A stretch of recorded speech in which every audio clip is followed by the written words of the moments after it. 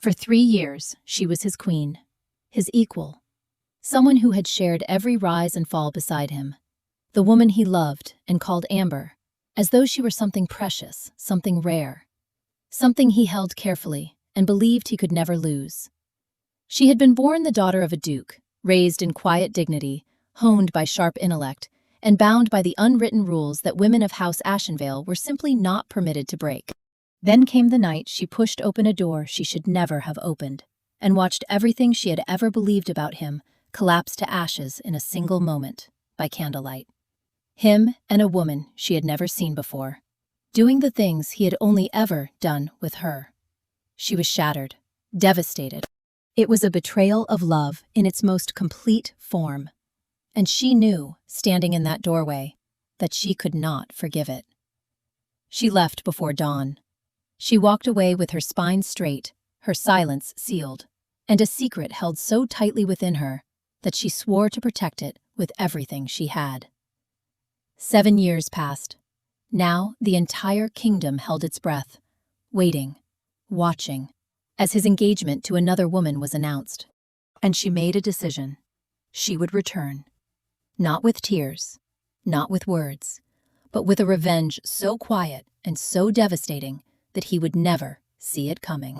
A son had grown up behind closed doors, a boy with gray eyes, storm gray and still, the exact image of his father's. She put on a wine-red dress, and she walked back into the palace that had once broken her heart. But the betrayal she witnessed that night, was it real? Or had someone else been wearing the king's face? And if all of it had been a lie, why had he never come to find her? Let's delve into the details of the story. The thing about happiness is that it never announces itself. She understood this only in retrospect, how she had lived inside 3 years of quiet, certain joy without ever pausing to name it. The mornings with their smell of cold stone and candle wax, the flower placed on her writing table before she was awake, the particular quality of his silence when he was thinking, which she had learned to distinguish from the silence when he was angry, or the one that meant he was watching her and did not wish her to notice. She always noticed. She never said so. The first time Alara of Ashenvale defied a king, she was arguing about falconry, specifically the tactical idiocy of deploying a peregrine in forest terrain when a goshawk would serve twice as well, and half the men at the hunting table knew it, but were declining to say so. She said so. The man across from her went very still, the stillness of something large and powerful that is not accustomed to being contradicted. She finished her argument anyway. "You may be right," he said. She was already turning away.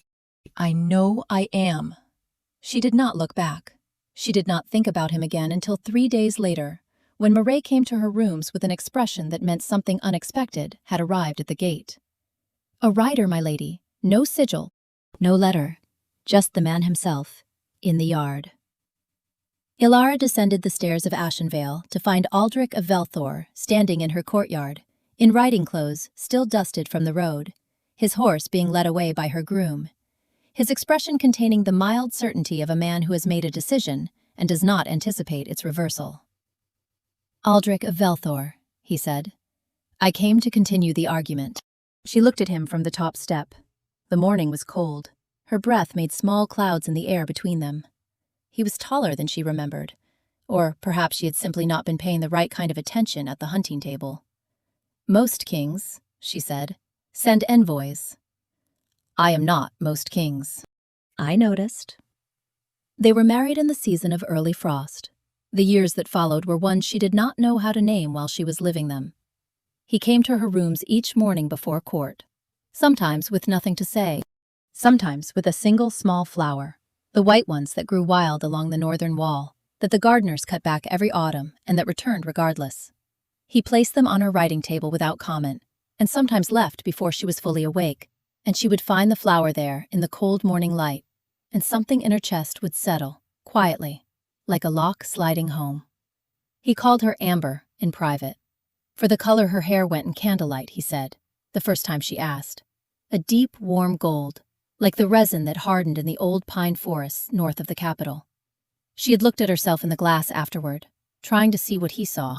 She could not quite find it, but she stopped cutting her hair shorter after that. They argued about strategy and the proper training of hunting hounds and the governance of the eastern provinces, and occasionally, in the late evenings when the fire had burned low and the palace had gone quiet around them, about what it meant to rule well versus ruling long. He did not dismiss what she said. He did not always agree. But he listened with the particular quality of attention he gave his generals, complete, unhurried, open to revision. And that, in the court of Velthor, was the rarest form of respect a man knew how to give. He does not need the court to know he loves me, she thought, watching him one evening at a formal dinner. The controlled face, the careful distance, the absolute absence of any performance. He only needs me to know. She knew. The knowledge sat in her chest like a coal, small, constant, warm. In the second year, the whispers began. She heard them in corridors, behind gloved hands, folded into the pauses of conversations that changed subject when she drew near. The queen has not conceived. 3 seasons. 4. What does it mean? How long will the king wait? Lord Chancellor Godfrey began looking at her in a new way. Not cruel, never openly so, but with the systematic assessment of a man cataloging structural weaknesses in an arrangement he had approved. Aldrich said nothing about it to her. She saw it in other ways. The council sessions that ran longer. The particular set of his jaw after certain meetings. The evenings he came to her rooms and sat with her and did not speak. And she understood that the silence had a weight in it now that had not been there before. And she held it with him because there was nothing to say that would not make it heavier. She kept her spine straight. She kept her face pleasant and unreadable at court. She did not let any of it reach her expression. What she did not know was what was being assembled in the dark beside her. On the morning of the great autumn feast, Brother Oswald called her to the private examination room. He was an old man, with a careful voice and 40 years of reading the body's secrets, and he delivered this particular secret with the gravity it deserved. Folded hands, low tone, eyes steady on her face. "Your Grace," he said, "there is a child." Elara stood very still. The word arrived in her body before her mind received it. A warmth that started in her sternum and spread outward, slow and certain as sunrise. She pressed one hand briefly to her stomach, below the rich fabric of her gown, over a place that felt suddenly, undeniably different. Then she laughed. It was a small sound, unguarded, gone almost before it formed. The kind of laugh that escapes before you can decide whether to release it. Brother Oswald permitted himself a small smile. She thanked him. She walked back through the corridors of the palace, with her hands folded in front of her and her face arranged into its usual composure. And under her composure, she carried the news like a flame, cupped in both palms. Tonight, she thought, after the feast, find him, tell him first, before anyone. She imagined his face when he heard it, that carved, controlled expression, the gray eyes that gave so little away, and then the small shift beneath it, like stone that has absorbed enough warmth to begin, almost imperceptibly, to change. Perhaps he will pull me into the corridor and not care who sees. She wore the image of it all through the dressing and the preparation and the first 2 hours of the feast, like something folded warm against her heart. The great hall of Velthor blazed with 100 candles that evening, pine resin and roasted meat, and the sharp, clean cold that lived in old stone, regardless of how many fires were lit. The smell of celebration, of the kingdom's health, of a winter held at bay 1 more year. Elara sat at Aldrich's right hand.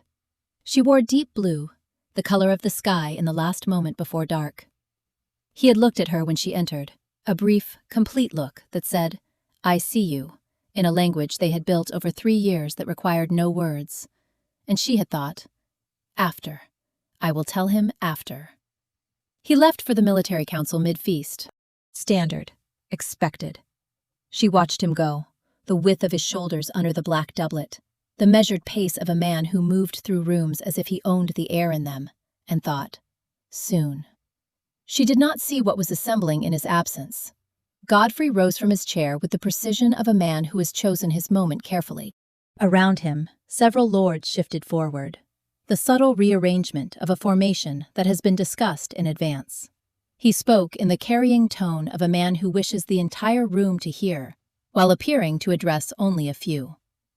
3 years, my lords. The queen has given the kingdom no heir. A pause, surgical. The Lady Margot de Croix, daughter of the Marquess, of impeccable lineage, has come of age. It is the council's recommendation that the king consider. Alara set down her wineglass. She stood. She walked out of the great hall with her back straight and her hands loose at her sides, and her face arranged into the expression her mother had spent years teaching her. Pleasant, unreadable, untouchable. She did not hurry. She did not look back at the silence that fell in her wake. Her fingers had been white around the stem of the glass. No one had seen. She went to find him, not to escape the hall, not to hide. She went to tell him, because the news she had been carrying all day deserved to be told in the right moment, to the right person. She knew the route from memory, left at the portrait gallery, right past the old council room, down the narrow passage that smelled of cold stone and old candle smoke, to the small meeting room he used for private consultations. Candlelight showed beneath the door. He was there. She pushed it open. The room was warm and golden lit and very wrong. Her mind took it in piece by piece because it refused to take it in whole. The broad back she knew, the black hair, the particular line of his shoulders that she had learned to read like a language, but turned, now, toward someone else. Toward Seraphine de Croix, whose hands were raised to the chest of the man holding her, whose dark eyes were half closed, whose mouth— "She will never give you this." Seraphine's voice, barely above a breath. "A child. An heir. Godfrey is right. Don't mention Godfrey." His voice, low, that particular register he used in private, in the dark, in the hours that belonged only to them. "I only need—" Alara closed the door. Quietly. Precisely. Not a sound. She stood in the dark corridor with her hand still on the handle. The iron was cold against her palm. The news she had been carrying all day sat in her chest and went still. He does not need me. The thought arrived with a terrible clarity, like ice water finding the exact shape of a wound. He needs an heir. I can give him both, but he has already decided he cannot wait. She did not cry. She did not shake. She stood in the corridor and felt something in the center of her chest go quietly, permanently, decisively still. Not shattered, but decided, the way a door decides itself when the weight on the other side is finally too much. Then she took her hand off the handle. She turned around. She walked. Mirette was in her rooms. One look at Alara's face and she stood up, folded her hands, said nothing. Alara sat at her writing table, pulled a sheet of paper. The quill in her hand did not tremble. She wrote 6 lines. "Aldrich, I am leaving. Do not look for me. This marriage no longer serves its purpose, for you or for me. I wish you well. Alara." She read it over once, folded it, sealed it with plain wax, no crest. She did not write about the child. "This is mine." The thought was cold and absolute, the kind that arrives when everything else has been stripped away. No one will take this from me, not the council, not the court, not its father. "Mirette," she said, "we leave before dawn." Mirette began folding clothes in silence, the way she had learned to do everything in Alara's service. Quietly, without asking the questions she had already answered herself. Before the first gray light touched the Velthor towers, they were gone. What it costs to search for someone who does not wish to be found. Aldrich woke in his private chamber with a head full of iron wool and a taste in his mouth that was not wine. The morning was gray, early, cold. He had no clear memory of retiring. He had been at the council session until past midnight, he knew that. Someone had poured him a cup of something warm. He had drunk it without looking. The letter was on his writing table. He read it once, read it again. The words did not change between readings. He set it down and stood by the window for a long time, looking at the pale courtyard below, and the particular quality of the stillness in him during those minutes was the stillness of a man calculating, still, whether what he is feeling is actually what he is feeling. Then his fist hit the wall hard enough to crack the plaster. He sent for Edmund Voss next, and Edmund was gone, had left with her, had apparently been not quite as loyal to the crown as Aldrich had believed. He closed the city gates by mid-morning, sent riders in 6 directions. Sent for Isadora of Ashenvale, who arrived an hour later in a plain cloak with the composed expression of a woman who has prepared for this conversation and decided what she will and will not surrender. "You know where she is," Aldrich said, not a question. Isadora treated it as one anyway. Alara made a decision. "She is my wife." "She made a decision," Isadora said again, quietly. "With respect, my lord, you do not own her choices." Her eyes met his, level, unapologetic. "I will not tell you where she is." He looked at her for a long moment in the gray morning light. She held the look without flinching. He understood, with the tactical clarity of a man who has spent 10 years reading the terrain of other people's intentions, that she would not move. Not under pressure, not under offer. She had decided before she walked in. "Get out," he said. She left. He stood alone in his study with the cracked plaster behind him and the letter on the table in front of him, and thought about a woman who had walked away from a palace in the dark and left him 6 lines and her seal. No reason given, no argument. Just, "I am leaving. Don't look." He looked. He searched for 2 years, not with proclamations. That would have made public something he was not yet willing to name. Quietly, systematically, with the patience of a man trained in military intelligence. He sent agents to every significant household. He called in favors from minor nobility across 4 provinces. He rode out himself, twice, in plain clothes, on the road north toward Ashenvale, following nothing but instinct and the particular ache of someone who cannot accept an absence. The trail ended every time, always cleanly, always in the same way, a dead end that looked natural. What he did not know was that Isadora had hidden them in a farmstead belonging to an elderly woman who had served the Ashenvale household 20 years prior. No current records, no court connections. A small stone building at the end of a track that appeared on no official map, in a valley the kingdom's cartographers had never found interesting enough to survey. In the first year, Renaud de Croix, Seraphine's older brother, had presented himself as a man eager to help. He provided routes, contacts, leads, all of them plausible, all of them carefully designed to send every inquiry in exactly the wrong direction. Seraphine had studied the palace's intelligence networks for years. Every false trail had been preset, like a hunter's snare placed along a path an animal travels by habit. Seraphine herself was more careful. She was present, always at the correct hours, in the right rooms, with the quiet attentiveness of a woman who has studied the exact shape of another person's grief and positioned herself adjacent to it. She said appropriate things. She never pushed. Aldrich sat in his study in the evenings and did not look at her.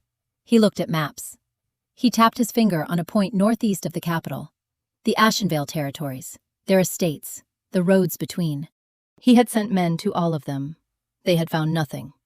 He stopped looking after the 2nd year. Not because he had stopped wanting to find her, but because every new search cracked something in him a little further, and a kingdom required a king who could hold himself in one piece, and he could not be both a man destroyed by absence and a functioning ruler indefinitely. He stopped searching. He did not stop thinking about it. The distinction mattered, and it cost him, and he paid it daily for 5 more years. In the 7th year, Godfrey laid the petition on his desk. The full council. A formal document in 3 parts, the kingdom's demonstrated need for an heir, legal precedent for remarriage following spousal abandonment, and the recommendation of Lady Margot de Croix, younger sister of Seraphine, as a match of appropriate standing. Aldrich read it through once, sitting very still. If I refuse, he thought, Godfrey has the votes for succession interference. 3 months, perhaps 4, before the council starts formally discussing alternative inheritance lines. He had been managing this particular pressure for 5 years. He had reached the edge of what management could sustain. Godfrey was not a malicious man. He was a man who believed in structures, in lines of succession, in the machinery of continuity. He had been used, without knowing it, by someone far more calculating than himself, but that truth was not yet visible, and Aldrich did not yet have the evidence to name it. He picked up the pen. He signed. Then he put the pen down and walked to the window and stood there until the light changed. The courtyard below was pale in the winter afternoon. One of the grooms crossed it with a young gray horse, nervous-footed, testing the stones, uncertain of its own weight. Aldrich watched it until the groom led it out of sight. Then he went back to being king. She came back in wine red.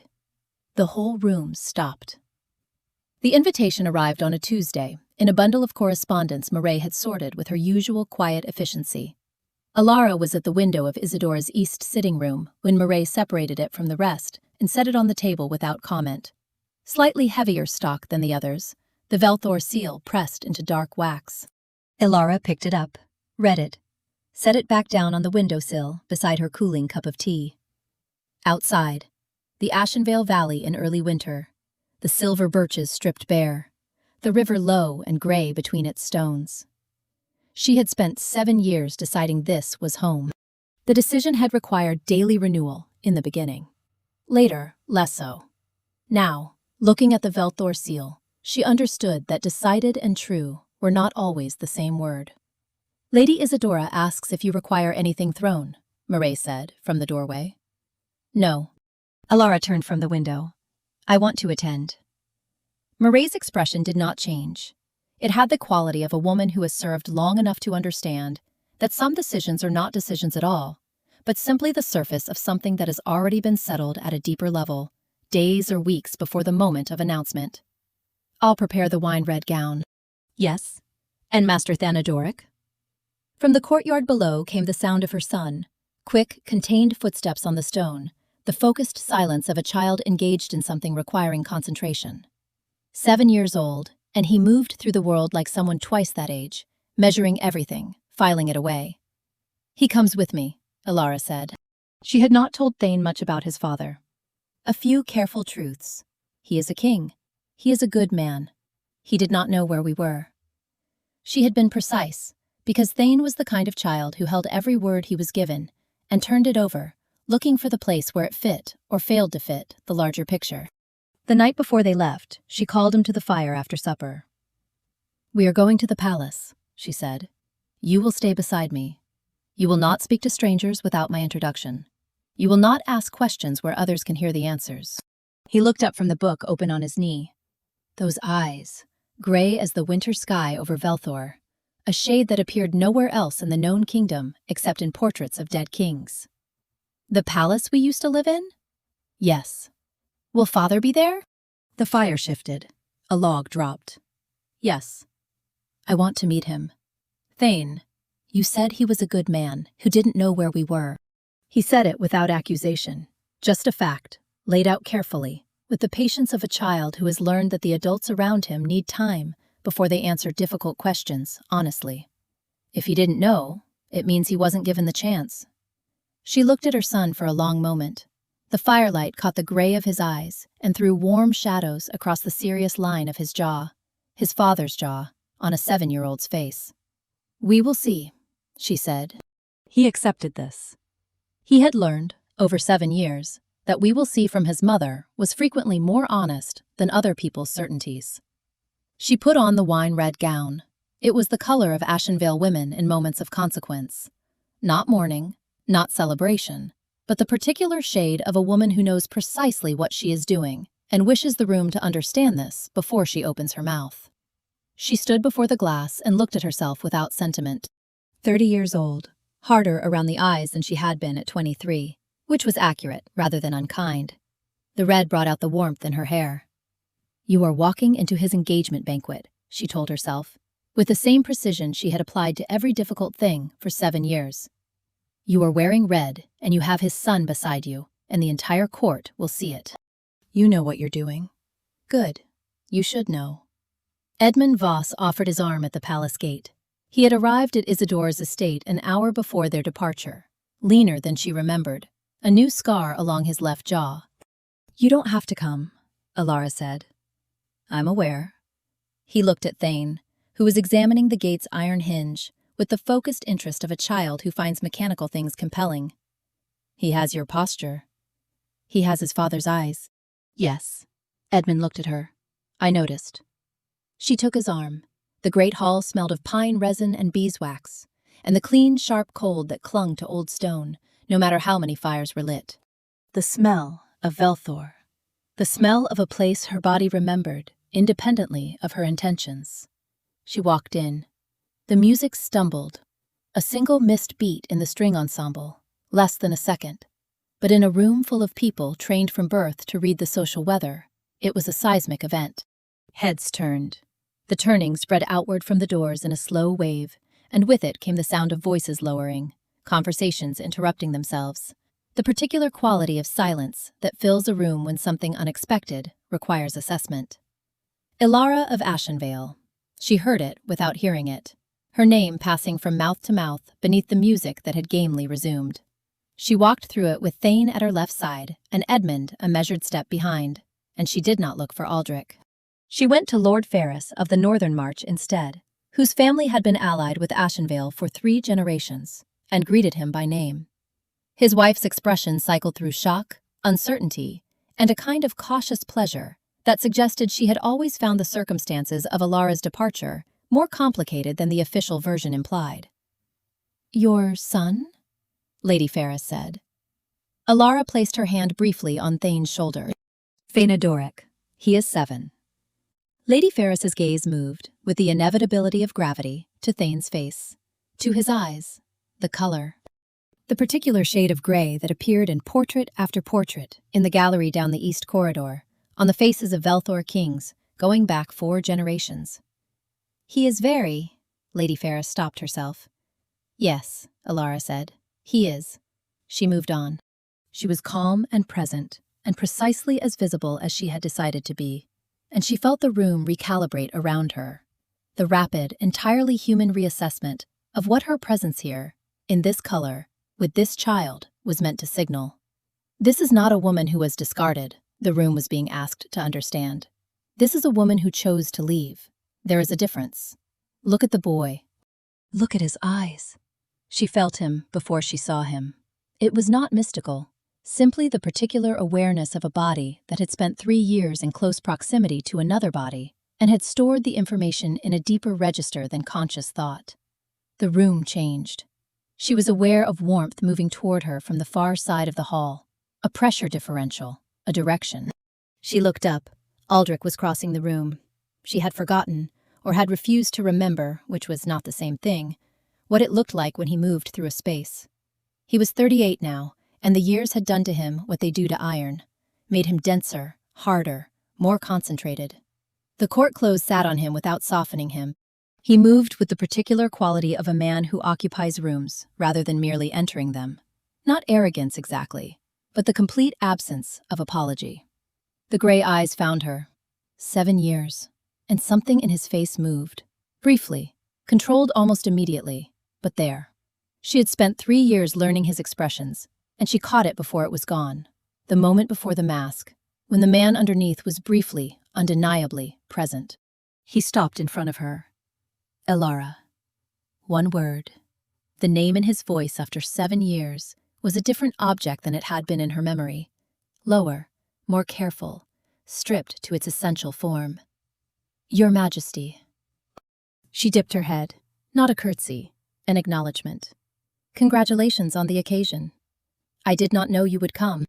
The invitation listed the Ashenvale household. It would have been an insult to ignore it. His jaw moved slightly. He was reading her. She could feel it. That particular quality of attention that had always gone slightly too deep for comfort. Then his eyes moved down. To Thane. Ilara said nothing. She did not introduce him. She waited, with the stillness of a woman who knows the value of what she is holding and is not inclined to diminish it by rushing. Thane looked back at the man in front of him with the direct, steady regard of a child who has decided that flinching is generally inefficient. The gray eyes found the gray eyes.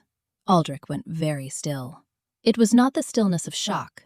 It was the stillness of a man who has been handed something he did not know existed and is trying to hold it carefully enough not to break it. We need to speak, he said. His voice was even. The effort of keeping it that way was something she felt rather than heard. This evening, my study. Tonight may not be tonight. Not commanding, not threatening.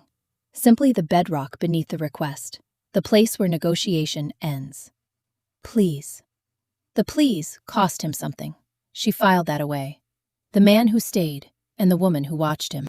It started with horses. Aldrich asked if Thane might join him in the training yard the following morning. Alara agreed with the pleasant composure of a woman who has calculated the cost of refusing and found it higher than the cost of consent. She had letters to write, she told Murray. Correspondence that had been waiting. Marette said nothing, which was how Marette expressed the full range of her skepticism. That evening, Thane returned with mud on his boots and a brightness in his face that was not Alara's to take credit for. He reported, the East Stable, a gray stallion, 2 years old, learning to trust his own feet on new ground. The stable master's name was Berthan, and he smelled of hay and saddle oil, and had a scar across one hand from a horse's bite, which Thane considered an interesting credential. And father showed you how to approach it? Alara said. From the left, hand low, no fast movements. Thane paused, turning his cup of warm milk. He said you have to give nervous things time to learn that you're not a threat. Alara looked at her son. Did he? He asked how you were, Thane said, with a particular lack of inflection that meant he was watching how she received information. I told him you were well, he said. A careful pause, reconstructing exact words the way he always did. He said, I know she is. Then he was quiet for a while. The candle flame leaned sideways in a draught. Alara smoothed a page that didn't need smoothing. Go wash before bed, she said. She could not avoid him entirely. The palace had the logic of its own social gravity, and she was a guest in it.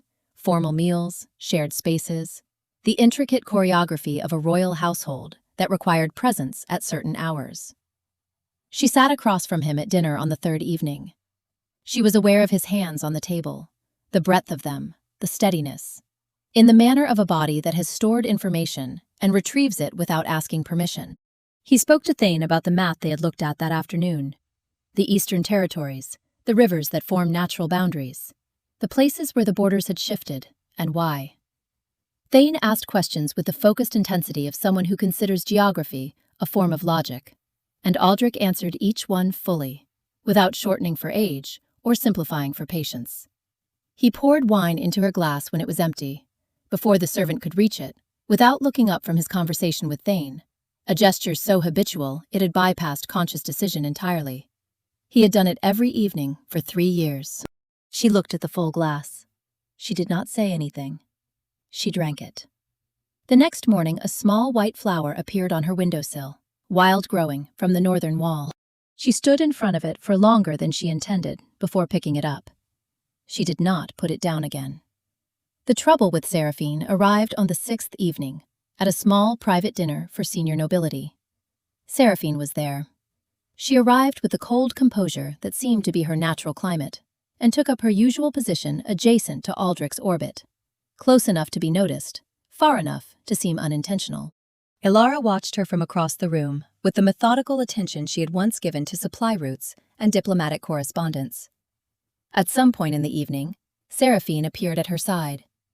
From the De Croo cellars, she said, offering a glass with a warm smile.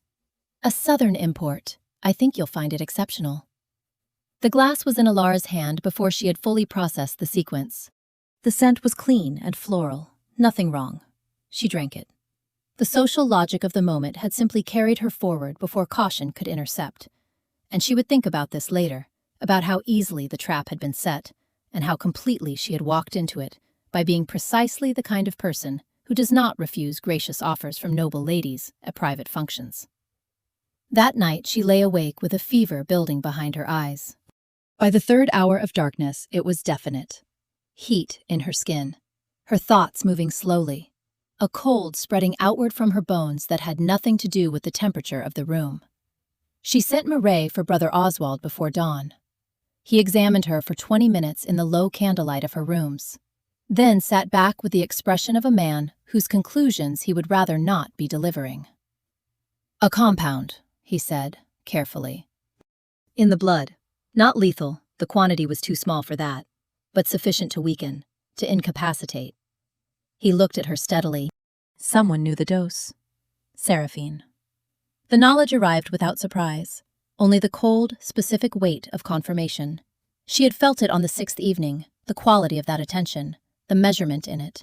She had filed it away. She should have done more with the filing. Rest, Oswald said. 3 days at minimum.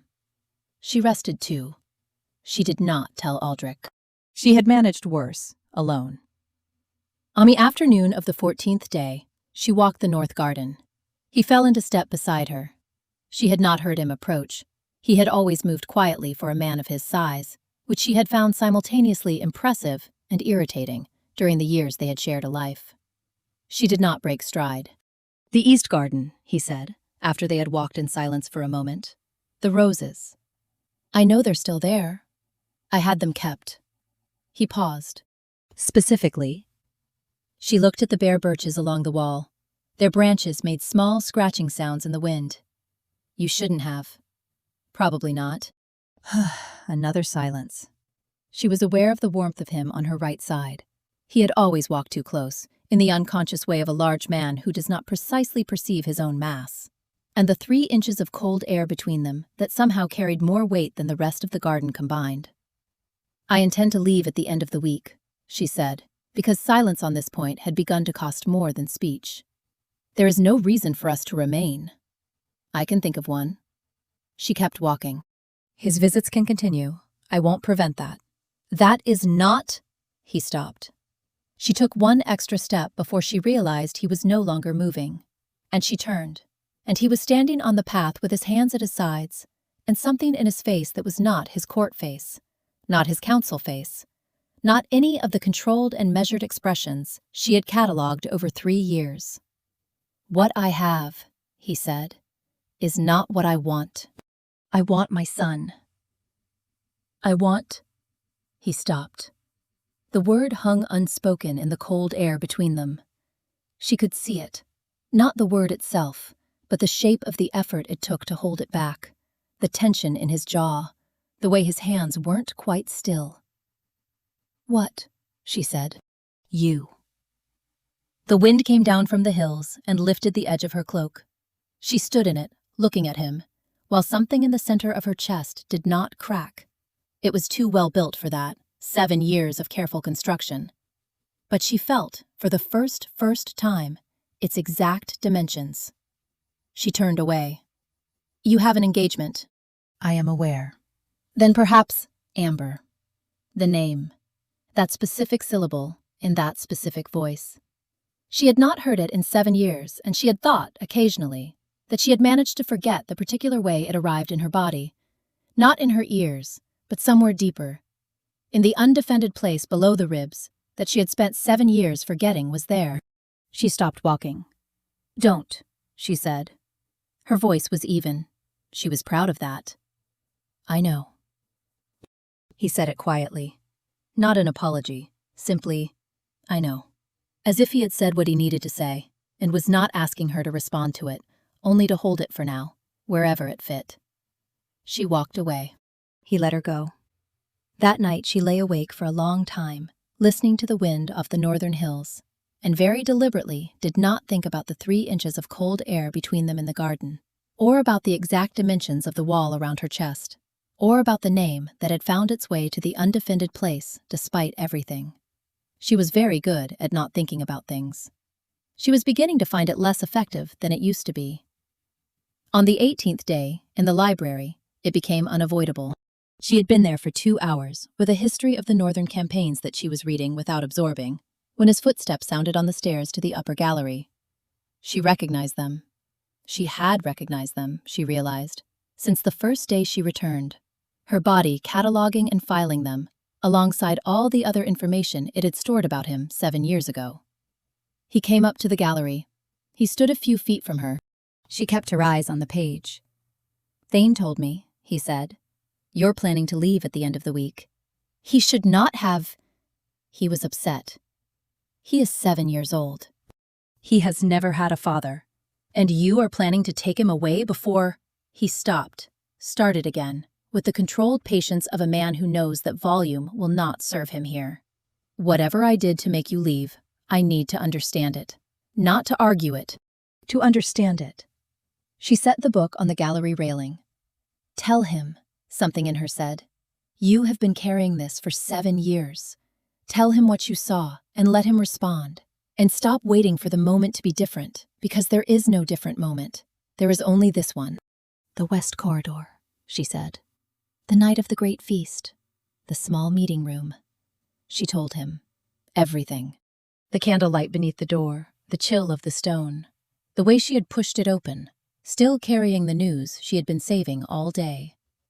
The figure she had seen. The voice she had recognized. The words she had heard through the half-open door. She kept her voice level. It held until the last sentence, when something at the bottom of it gave slightly, and she stopped speaking before he could hear it. The library was very quiet. When she looked up, his face had gone through something. A sequence of expressions that arrived and departed too quickly to name. What remained was a kind of controlled stillness that she recognized as the face Aldrich made when he was deciding how to carry something that was very heavy. I was not there, he said. I was in the War Council from the 9th hour until past midnight. I have 5 witnesses who were with me the entire time. He held her gaze. What you heard, what you saw, that was not me. She looked at him. I have never touched Seraphine Ducrot. The words were quiet and absolute in the way that oaths are quiet and absolute. Not raised, not performed, simply true, in the way that true things sound when they have no need to convince anyone. I swear it on the crown, on my blood, on every year I spent looking for you. The gallery floor was cold beneath her feet. The candles threw moving shadows across the book spines below. Then what, she said, did I see? He was quiet for a long moment. I don't know yet. He held her gaze. But I am going to find out. She looked at him, the gray eyes, steady, carrying something she did not yet have words for, and felt the wall around her chest, and could not be entirely certain, for the first time, which side of it she was standing on. Everything at once, before either of them was ready. He left the library to find evidence. She stayed in it for a while after he was gone, with her hands on the railing and the amber light below, and the weight of everything he had said settling through her, the way sediment settles through still water, slowly, by density. 5 witnesses, not me. I swear it. Aldrich did not make oaths he did not mean. She had known him well enough to know that. 3 years of living beside a man teaches you the specific gravity of his words, which ones he deployed carefully, and which ones he used for ballast. He never swore things he was not prepared to die defending. What you saw was not me. She stood at the gallery railing and turned this over and over, looking for the place where it failed. It did not fail. Then Murray appeared at the library entrance below. My lady! Her voice was level. Too level, in the way of a woman keeping it so deliberately. Master Thanadoric is not in his room. 2 things happened at once. Aldrich, in his study on the other side of the palace, was receiving a report from his intelligence officer. A servant who had worked the West Wing the night of the Great Feast, 7 years prior, had come forward. He remembered a smell, that night. Something wrong in the air of the corridor. Not torch smoke, not candle wax, not anything belonging to that stone or that season. He had not thought it important at the time. 40 minutes later, the archivist sent back a single word on a folded piece of paper. Imitation. It was the old term, pre-Reformation, pre-ban, for the particular residue left by shape-shifting magic. The kind that settled into stone and remained for decades, like smoke in old fabric. Someone had used forbidden magic in the West Corridor on the night Alara left. Aldrich stood very still with the piece of paper in his hand. Then he put it in his pocket and walked fast toward Alara's rooms. He was passing the South Corridor when he heard Marate's voice from the library direction. Elevated, controlled, not quite urgent, and changed course. Meanwhile, in the East Library, Renaud Ducrot had made his move. He had received word from Seraphine 3 hours earlier. The plan is unraveling. The king is asking questions. Do what we discussed. The shape-shifting art had been transferred to a carved sigil, pressed in wax, which Renaud wore against his skin. It was not full transformation. It would not have fooled anyone in bright light or at close distance. But in a corridor, at the right moment, to a 7-year-old child who had only ever seen his father twice. Thane was sitting in the East Library alcove with a book on siege mechanics. The man who entered looked, at first glance, like the king. Same height, same dark coloring, same set of the shoulders. Thane looked up. He looked at the man for a long moment, with the systematic patience he applied to everything. The eyes were wrong. Not the color, the quality. His father's eyes, when they looked at Thane, carried a particular kind of attention. Complete, present, fully given. This man's eyes moved over him the way hands might move over an unfamiliar surface in the dark, seeking information. "We need to go," the man said. His father's voice, almost. But almost was not the same as precisely. "Father never uses the word secret with me," Thane said, in the flat, certain tone of someone stating a coordinate. "He says, I keep nothing from your mother." Something shifted in the man's face. The pretense fell away, not all at once, but enough. Thane turned and ran. He did not shout. He had learned from 7 years of listening to his mother manage difficulty that efficiency matters more than noise. He ran silently and fast, using the map of the palace he had been building in his head for 3 weeks. Every corridor, every junction, every place where a guard was likely to stand. He was heading for the East Guard Station before Renaud had taken 3 steps. He almost made it. Renaud caught his arm in the corridor 20 paces from the guards. Then Maret appeared around the corner. She rounded the corner and saw a man gripping Thane's arm. The man's face. Wrong, she knew it in her bones. And Thane's face. Controlled, pale, furious in the silent way of a child who has not been raised to panic. She screamed. Not in fear, in strategy. A full-throated, carrying scream aimed directly at the guard station 20 paces away. The kind of sound that brings armed men running before they've thought about why. Renaud released Thane and ran. The guards came. Thane stood very straight and let Maret hold him for exactly the amount of time that seemed appropriate, and then said, "I need to find my mother and my father." Ilara reached them 60 seconds later, running. She took one look at Thane, upright, uninjured, expression tightly controlled in the way of a child managing something large, and felt the cold that had been sitting in her chest since Maret's voice in the library go incandescent, and then, very deliberately, still. "I am not hurt," Thane said, before she could ask. She crouched down in front of him. "Tell me." He told her, with the precision she had come to rely on. Every word the man had said, the exact quality of wrongness, the decision point, the route he had taken. When he was done, she stayed crouched for one more moment, with her hands on his shoulders, looking at his face, her son's face, his father's jaw, and did not let herself feel the full weight of how close it had been, until she was somewhere private enough to hold it safely. Then she stood up. "Take him back to our rooms," she said to Maret. "Lock the door. Let no one in without my voice first." She went to find Aldrich. She heard her own voice from the council chamber. It stopped her cold at the end of the corridor. The particular tone, the particular cadence, saying words she had not said in a room she had not entered. She pushed the door open. Seraphine de Croix stood in the center of the council chamber, wearing Ilara's face. It was not perfect. At this distance, in this light, it was close enough to be disorienting. The auburn hair, the line of the jaw, the height. But something in the quality of the expression was wrong. In the same way a painting of a person is wrong, no matter how skilled. All the external information present, and the person behind it absent. Aldrich stood across the room, looking at the thing that had been speaking to him, with his face very still. He looked up. He saw her. The two of them looked at each other across the room. Then they both looked at Seraphine. The shape-shifting arte broke. It did not collapse dramatically.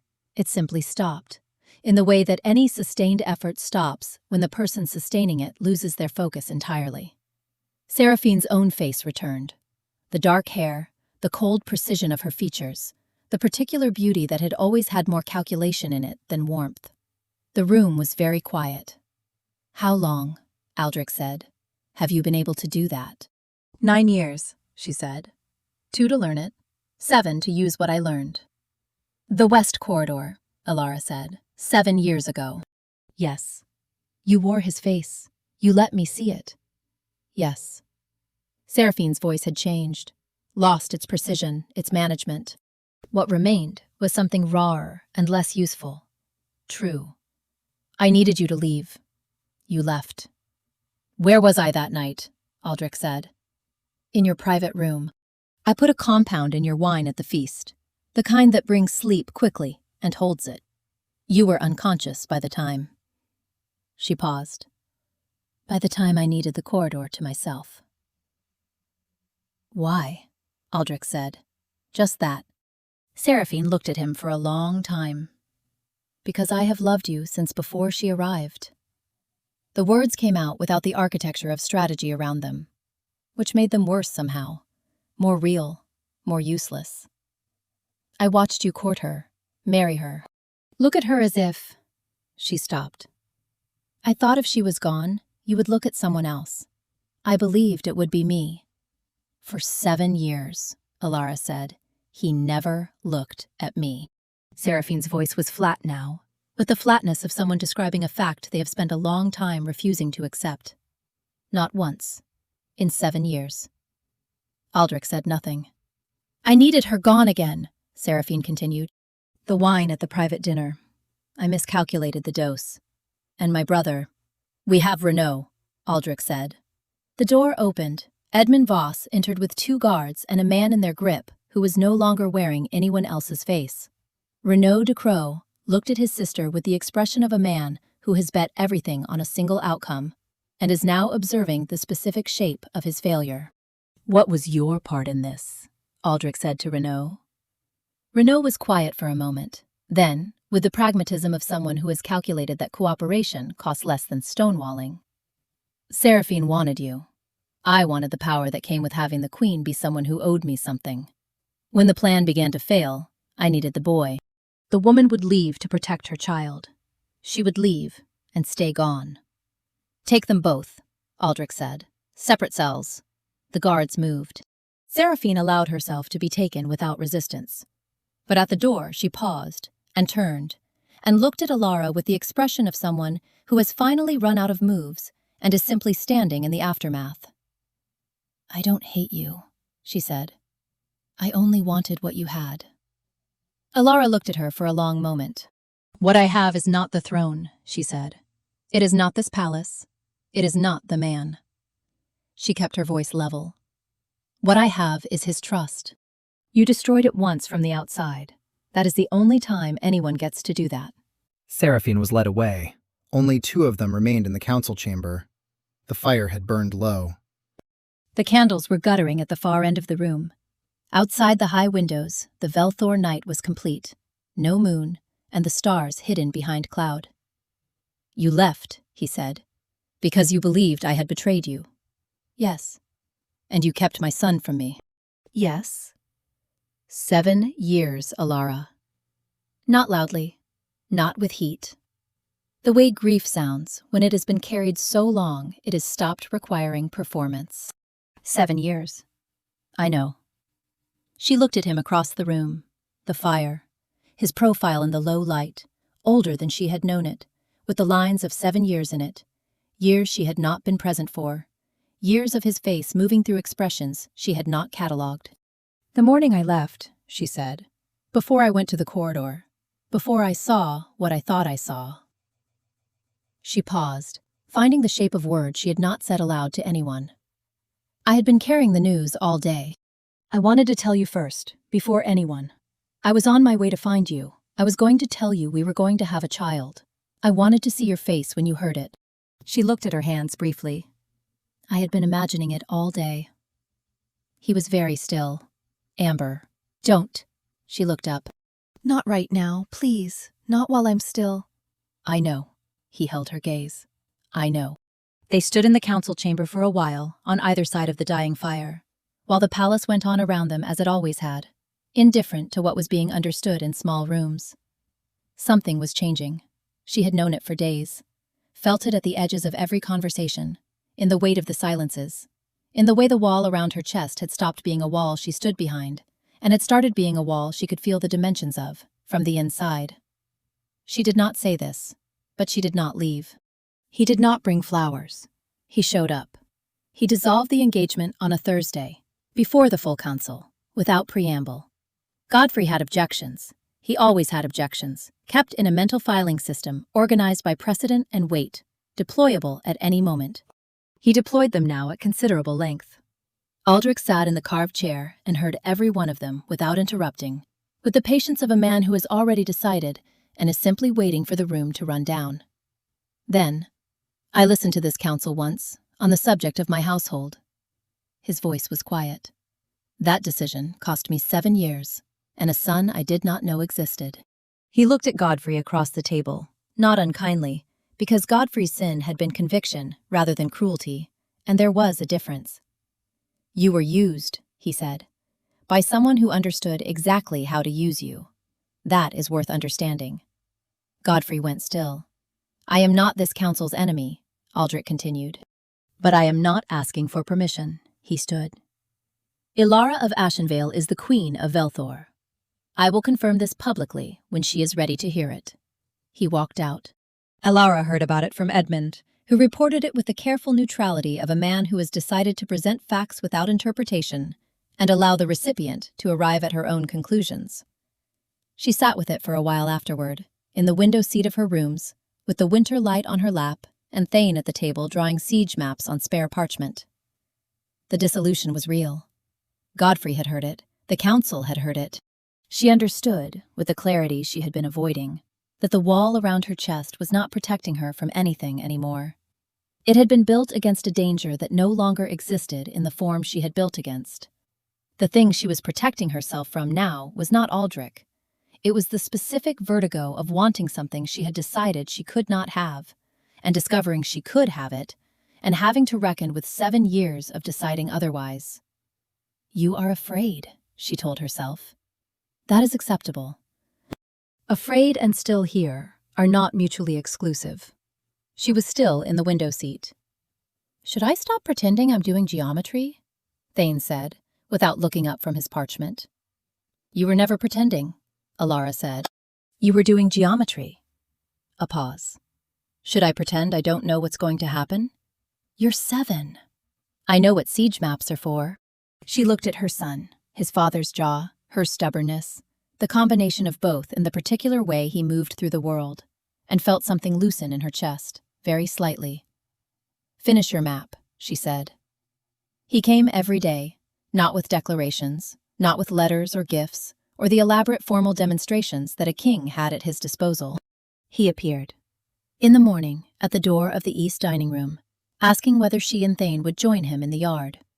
At dinner, in the chair that had been his, passing dishes and speaking to Thane about whatever occupied Thane's considerable interest that day. In the corridor sometimes, simply walking in the same direction, close enough to be present. He did not push. He sat in the same room with her and let the time do what time does, accumulate, settle, make the familiar familiar again. He is different, she thought one evening. Then, more honestly, or I am seeing him differently. I cannot tell which. She could tell which. She found him asleep in the chair beside Thane's bed on the evening of the 22nd day. Thane had asked him to read the Northern Campaign's history, which Thane had been working through systematically since discovering it in the library. Aldrich had come and read, and at some point the fire and the hour and the warmth of a room where everything was, for once, uncomplicated, had simply taken him. The book lay open on his knee. The candle had burned low.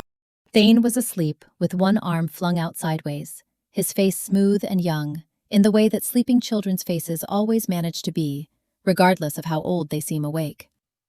Ilara stood in the doorway. She looked at the two of them for a long time. Her son, his father's jaw, her stubbornness, the particular quiet dignity he had constructed for himself, out of 7 years of being enough, just the two of them, in a farmhouse at the end of an unmapped road.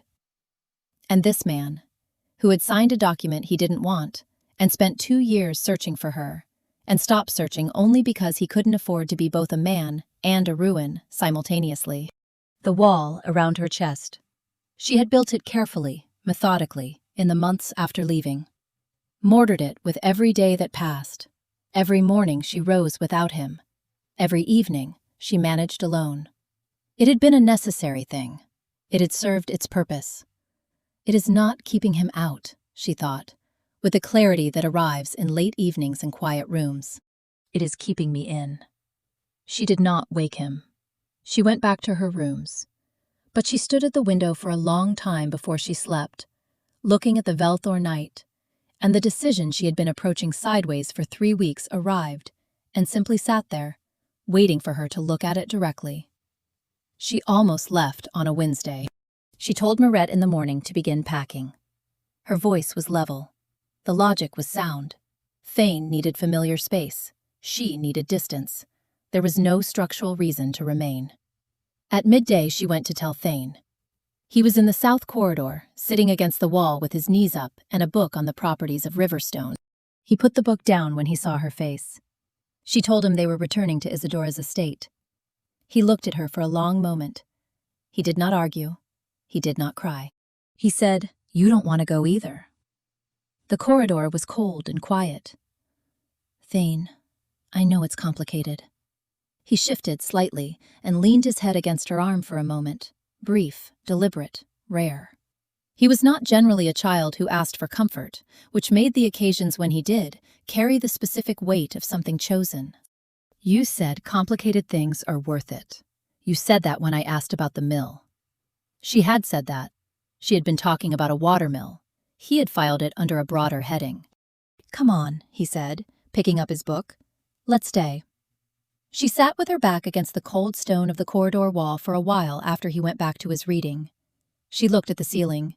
She thought about watermills. She thought about 7 years and the exact weight of walls and the specific dimensions of what she had been protecting.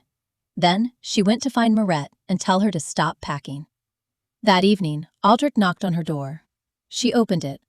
They stood in the doorway with the corridor air between them and 7 years behind it, and neither of them speaking, in the specific silence of 2 people who have arrived at the same place by different roads and are recognizing each other across it. "Thane told me you changed your mind," he said. He is occasionally too perceptive for comfort.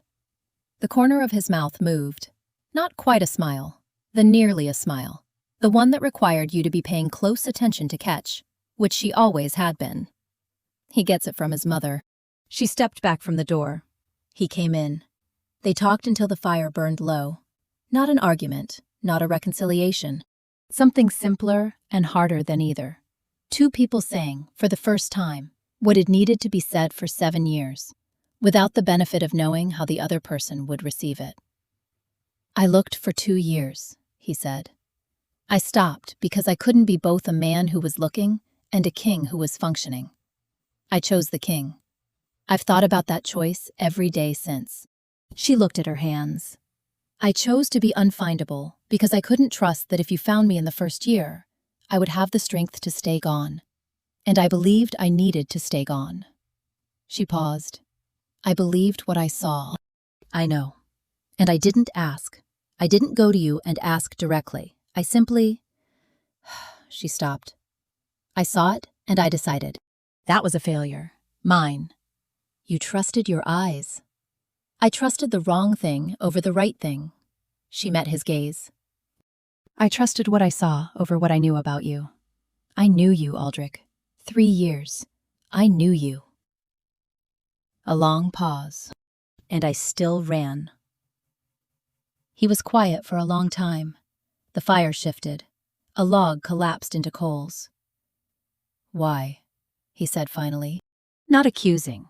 A real question, asked with the patient openness of someone who genuinely wants to understand. Because wanting something and believing you can have it are 2 different states. I wanted you. I had always wanted you, completely. And when I thought you had chosen differently, the only way I knew how to survive it was to become someone who had not wanted it. Someone self-sufficient, someone who did not need. And instead I became someone who needed and was very good at not admitting it." She looked at him. 7 years is a long time to maintain a pretense. He was looking at her in the way he had always looked at things that mattered to him, completely, without hurry, with the particular quality of attention that was worth more, she had always thought, than any number of words. "What do you need?" he said. "Now." She held his gaze. The fire threw warm light across the room. Outside, the Velthor night was cold and clear. "Time," she said. "Just a little more. You have it." He said it simply. "All of it, if you need it." "You are an impatient man." "Not about this." He said it with the absolute certainty of someone who has thought about it at length. "Not about you." And what it decided, finally, between them. The threat came to Aldrich's attention on a Monday morning via a single-page report from his senior intelligence officer. A former guard of the Ducrot household, one of Renault's network, not yet apprehended, had received instructions prior to Renault's arrest. The instructions were contingency-based. If the plan fails entirely, the Queen does not leave the palace. 7 words that meant one specific thing and named it without decoration. The reinvestiture ceremony, 3 days away. A public event. The formal re-coronation of a queen who had been absent for 7 years, requiring her to be in a specific location at a specific time, visible to a room full of people. It was the obvious window. He called Edmund. "She will not like being managed around this," Edmund said. "No. She will find out." "Probably." Edmund looked at him across the writing table.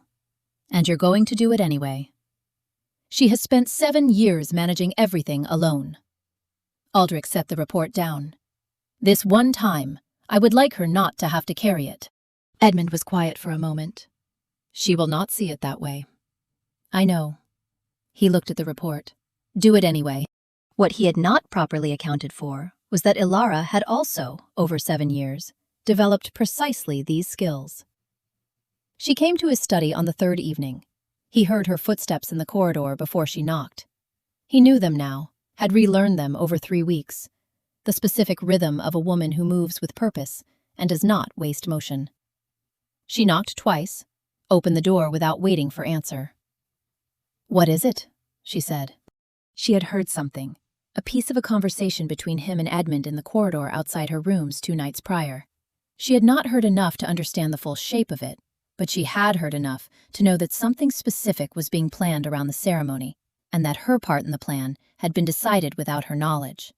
"A residual threat," he said, "from Renault's network. I am managing it." "Without telling me?" "You have already carried—" "Do not," she said, "tell me what I can carry." Quietly, without heat. Which was, he had learned long ago, the most uncompromising register her voice possessed. "I have been deciding that for 7 years. I do not require management." He told her everything. The intelligence report, the identified threat, the planned response. She listened with her arms crossed and her face neutral, and then said, "Where will I be in this plan?" "In the position we've—" "No." She shook her head slightly. "I will be where the threat is going to come from. Tell me the approach angle." They looked at each other across the study. "Northeast corridor," he said. 20 minutes into the ceremony. Eastern archway. Then that is where I will stand. Ilara, I am telling you where I will be. You may adjust the rest accordingly." She held his gaze. "I am not a variable to be managed around. I am a participant." He looked at her for a long time. The fire. Her eyes, direct and utterly certain.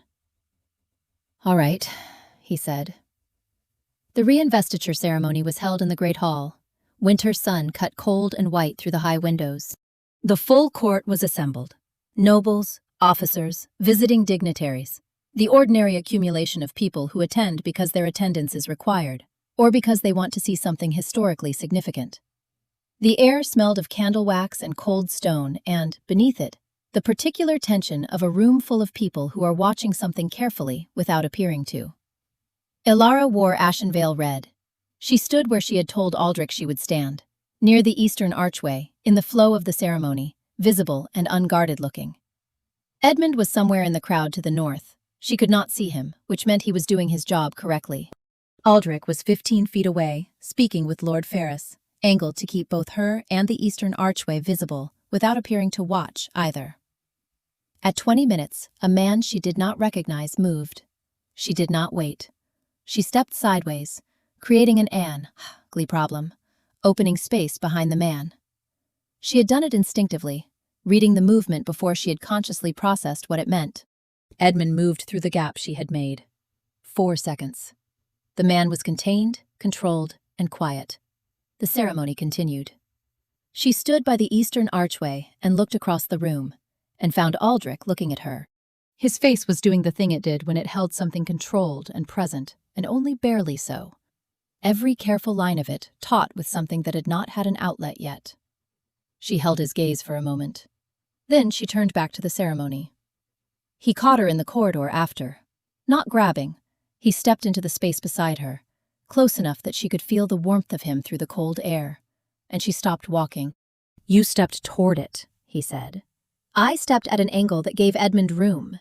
You walked directly. I have been reading rooms for 7 years." She turned to look at him. "I have learned to read threats the same way I learned to read everything else." The moment he shifted his weight, I knew. She held his gaze. I knew what I was doing. He looked at her, the controlled face. Something underneath it, barely contained. "If something had happened to you," he said, very quietly, "I would not have survived it. I want you to know that, if you're going to keep calculating with variables I can't see." The corridor was empty. She looked at his hands. Steady, the hands of a man who has held himself together through something and is now, in the quiet after, registering what it cost. She took his hand. She didn't plan it. She simply did it. Her fingers around his, the warmth of him against her palm. He went very still, in the way of something large being careful with itself. He looked down at their joined hands, then back up at her. "Amber," he said, barely a sound. "Say it again," she said. Not because she needed to hear it, or not only because of that. Because she needed to hear it here, in this corridor, with nothing between them, no walls and no distance, and 7 years finally accounted for. "Amber," he said, quietly, and the word landed exactly where it always had, in the undefended place below her ribs, in the place she had spent 7 years forgetting was there. She closed her eyes. When she opened them, he was still looking at her with the complete, unhurried attention she had always found worth more than declarations. "All right," she said. "All right, what?" "I'm staying." She looked at him steadily. "That's all. I'm staying." He lifted her hand, carefully, the way you hold something that has taken a long time to arrive and might still change its mind. He pressed it briefly to his mouth, his head bowing slightly. Not a performance, not a gesture for any audience. Just a man and a woman in a cold corridor, with 7 years behind them, and the rest of whatever came next ahead. The wall was not gone.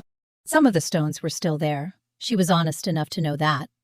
Walls built over 7 years do not dissolve in a single evening. But she had walked out from behind it, and that, she thought, was the thing. What it looks like when there is nothing left to prove. The study faced east, which meant the winter mornings came in hard and pale and honest. The particular quality of northern light that Alara had spent 3 years resenting, and 7 years missing without quite admitting it. She stood at the window, with one hand resting on her stomach. 8 months along. A girl. Brother Oswald had confirmed it, with the calm certainty of a man who has been right about these things for 40 years. Alice, she had decided. Light in the old tongue of the north. From the training yard below, the sounds of Thane and his father. Low voice. Higher voice. The periodic observation of a horse doing something interesting. This had become, over the past year, such a reliable feature of the morning that she had stopped particularly noticing it, except on the mornings when it was absent, when the yard was quiet, and the quiet had a specific shape. "He's beginning to look more like the king every day," Murray said, from the chair by the fire. Ilara watched the 2 figures below. "Deeply unsettling." "I thought so." The sound of Thane's laugh, clear, brief, genuinely surprised, rose up to the window. She smiled at the glass. Seraphine received 7 years in the northern facility. Use of prescribed magic, impersonation of the crown, conspiracy against the royal household, deliberate poisoning of the queen. The sentence was read in open court. She received it without visible reaction, which was, Alara thought, the most honest thing she had ever done. Renaud received an indefinite term. Attempted abduction of the crown prince, conspiracy to commit regicide, and a number of secondary charges that the court's prosecutor had assembled with considerable thoroughness. Godfrey learned, in the days following the arrests, the full scope of how his institutional loyalty had been used as a tool in someone else's design. He said nothing publicly. He submitted his resignation from the chancellorship in writing, in clean, formal language, and retired to his estate in the Eastern Hills. Aldrich had written him a private letter. Whatever it contained, Godfrey had written back. Alara did not ask. He came to her rooms every evening.